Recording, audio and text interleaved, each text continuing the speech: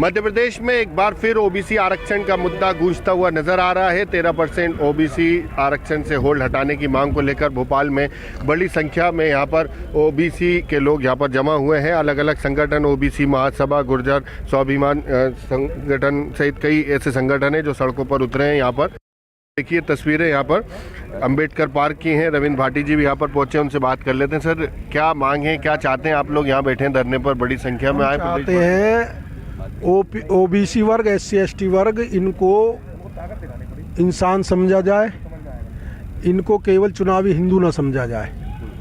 जब तुम्हें हिंदू राष्ट्र की बात करनी हो तो ये कहते हैं सब एक हो जाओ, हिंदू एक हो जाओ। मुसलमानों से लड़ाना हो तब हिंदू एक हो जाओ।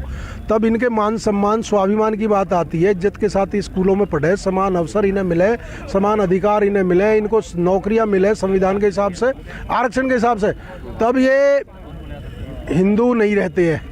तो इनकी जो एकता का इन्होंने झूठा जो एक बाबा ने वो निकाला था, यात्रा निकाली ठटरी बाबा ने, वो उसके मुंह में भी दही जम गई। अब तो नहीं कह रहा वो हिंदू हिंदू एक हो जाओ। 2 दिन में सारा प्रेम टूट गया। 2 दिन बाद ही बिलबिला उठे जब पता चला कि अब जो UGC के द्वारा उच्च शिक्षा पे सुझाव आने लगे, कैसे शिक्षण संस्थानों की स्थिति सुधरे, कैसे समान अवसर मिले, कैसे टीचरों की योग्यता तय हो।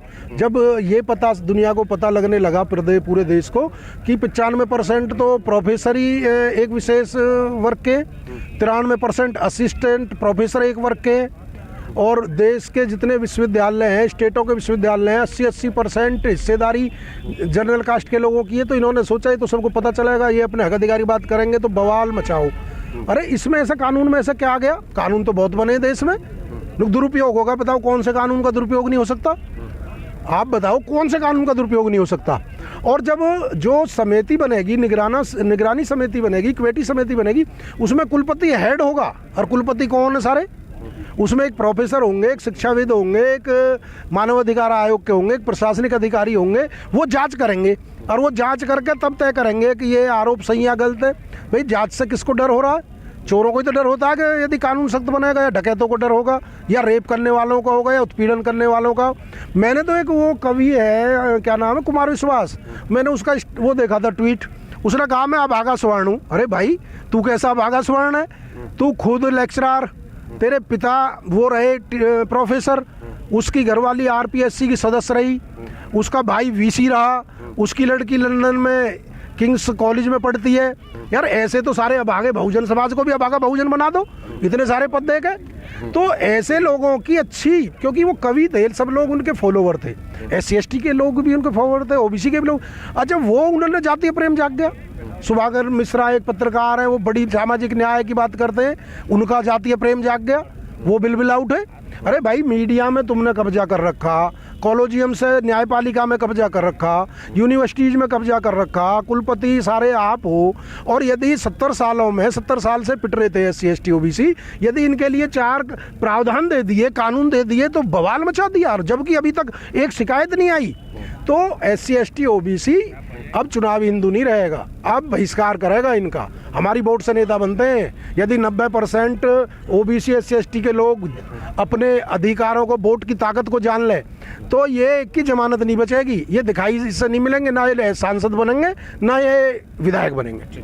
और भी लोग हैं, उनसे समझ लेते हैं। सर, ये कहाँ दिक्कत आ रही, क्या लग रहा है कि OBC के आरक्षण में जो 13% होल्ड है, 27% OBC को आरक्षण देने की बात है, सरकारें कहती है हम डंके की चोट पर देंगे, और सर्वदलीय बैठक बुलाई, बताते हैं कि मंशा भी साफ है। देखिए, मोहन यादव जी का डंका कहीं खो गया है, तो आज हमारे गुर्जर समाज के साथी उस डंके को ढूंढने के लिए राजधानी में आए हैं। मैं आपके माध्यम से पूरे प्रदेश के जो हमारे OBC वर्ग के भाइयों को कहूँगा, चाहे जाट हो, चाहे लोधी हो, चाहे गुर्जर हो, चाहे कुर्मी हो, चाहे बघेल हो, चाहे पाल हो, तमाम जो OBC SC के लोगों को मैं कहूँगा कि आप लोग जाग जाइए। किस प्रकार से UGC कानून पर 2 दिनों के अंदर ही उस पर सुनवाई हो जाती है, और यहाँ पर जो सबसे बड़ा मुद्दा है OBC का आरक्षण का 13% होल्ड का, उस पर सरकार के वकील नहीं पहुँचते।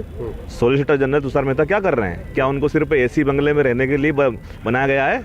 वो सिर्फ इसलिए है कि ब्राह्मण है, इसलिए उनको बनाया गया है। और वो ये जो यहाँ के मुख्यमंत्री हैं, मुख्यमंत्री की नहीं, वो नहीं सुन रहे हैं। मुख्यमंत्री मोहन यादव की सरकार नहीं सुन रही है, क्योंकि ओबीसी वर्ग से आते हैं। एक तरफ तो उन्होंने डंके की चोट वाला बयान दे दिया, और आप देखिए कि आरएसएस के इशारों पे वो सब चीज़ें हो रही है। आखिर क्या कारण है कि 6 वकील सुप्रीम कोर्ट की अर्जेंट हियरिंग में, जब सुप्रीम कोर्ट के जज कह रहे हैं कि भाई हम लोग इसकी जल्दी सुनवाई करना चाहते हैं, तो क्या कारण है कि क्यों नहीं पहुँचे? ये बड़ा सवाल है। आज तो सिर्फ हमारे ट्रेलर है, और जल्दी ही अगर ये चीज़ नहीं होती है तो पूरे मध्य प्रदेश के अंदर के हमारे ओबीसी एससी एसटी के भाइयों को बुलाया जाएगा और फिर से आंदोलन किया जाएगा। हम लोग दामोदर यादव जी भी हैं। कल सुप्रीम कोर्ट में इस पर सुनवाई हुई, लेकिन सरकारी वकील नहीं पहुंचे। कोर्ट ने भी आपत्ति जताई है कि इस पर चर्चा करने के लिए सरकारी वकील क्यों नहीं आए? देखिए, सरकारी वकील इसलिए नहीं आए हैं क्योंकि सरकार आरक्षण देना नहीं चाहती।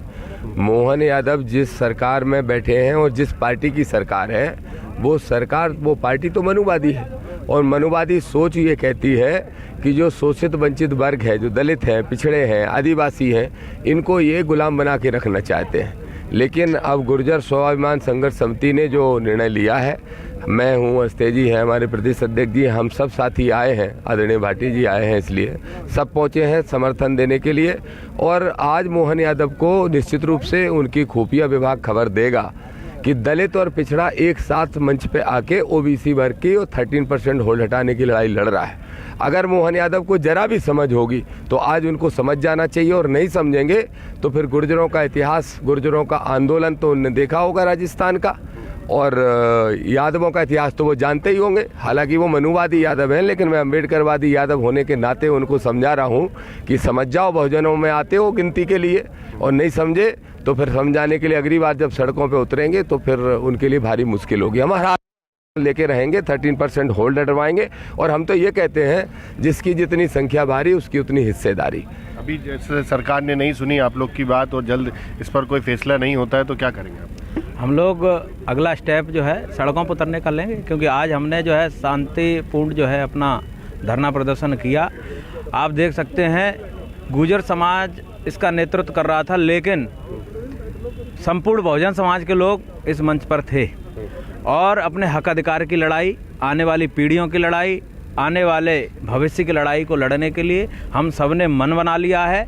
चाहे हमको ओबीसी का जो 13% होल्ड है उसको अनहोल्ड कराने के लिए चाहे शांति अपनानी पड़े या क्रांति भी अपनानी पड़े, तो हम क्रांति अपनाने को तैयार हैं, लेकिन पीछे हटने वाले लोग नहीं हैं। अब हम लोगों ने ये कमर कस ली है कि जब तक 13% होल्ड नहीं हट जाता है तब तक हम लोग लगातार इस आंदोलन को बढ़ाते रहें। तो बिल्कुल ओबीसी को जब तक हक नहीं मिल जाएगा, जब तक 13% होल्ड नहीं हटेगा, चाहे शांति से या क्रांति से, अपना हक ज़रूर लेंगे। TV9 मध्य प्रदेश छत्तीसगढ़ के लिए आमिर खान।